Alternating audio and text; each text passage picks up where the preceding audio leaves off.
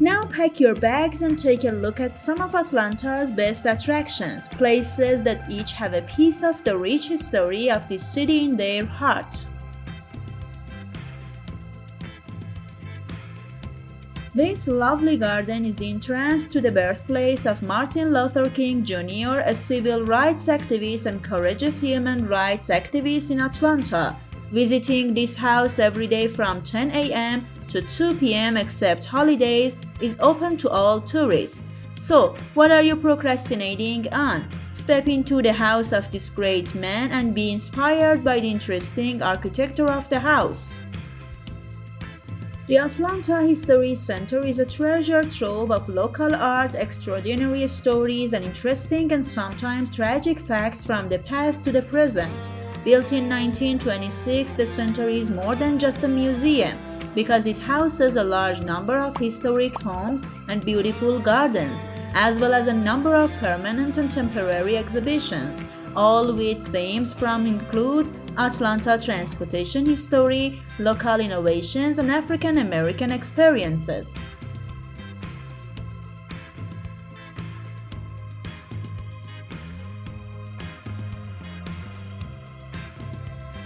Subscribe our YouTube channel to watch the rest of this video and more.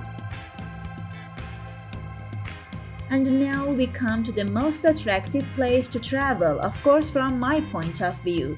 If, like me, you are fascinated by the magnificent novel Gone with the Wind, it is time to meet the author of this magnificent work. The novel Gone with the Wind about the civil war between North and South America over slavery was written in 1936 by Margaret Mitchell, which a few years later became the basis for an immortal film of the same name.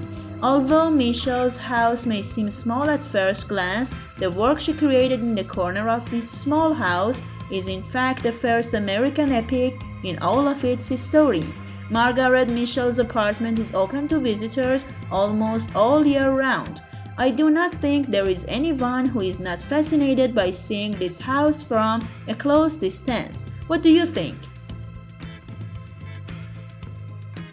This popular red bottle has changed a lot over the years, but the important thing is that the Coca-Cola factory continues to produce the most popular drink in the United States from the past to the present. You may be interested to know that all this fascination happened in Atlanta between 1900 and 1901, where Coca-Cola's headquarters are located and where the Coca-Cola brand first operates. If you are one of the thousands of fans of this popular drink, it is better to leave your diet and don't think about raising your blood sugar and have a glass of cool Coca-Cola with a taste of history next to the central building of this company.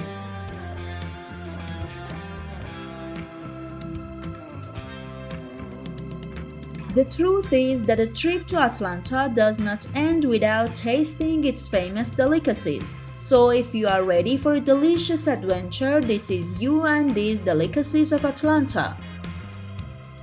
Yes, you are right, hamburgers are one of those foods that can be easily found almost anywhere. But before you decide, try the Flipburger in Atlanta for once.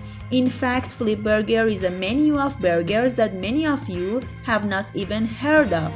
Just for example, one of those types of burgers includes sliced beef, a special type of cheese called buttermilk blue, onions soaked in caramel, soy truffles with vinegar sauce and olive oil, and a special type of pickle. Well, now you can be sure that with these descriptions you will not leave Atlanta without trying one of the Flipburgers. Isn't that so?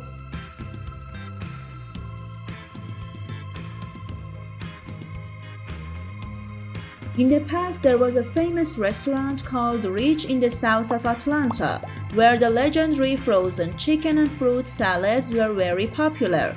Although this traditional Atlanta restaurant no longer exists, instead of another legendary restaurant called Swan Coach House, these days it is just as famous for serving a special chicken salad with a special composition and a fruit salad made with frozen cream. So you cannot come to Atlanta and miss the unique taste of these two wonderful salads. The story of Atlanta food does not end without drinking a cup of sweet iced tea at Mary's Mac. Order your fridge with a delicious cinnamon roll or a plate of Southern food and bring it a memorable taste for a lifetime.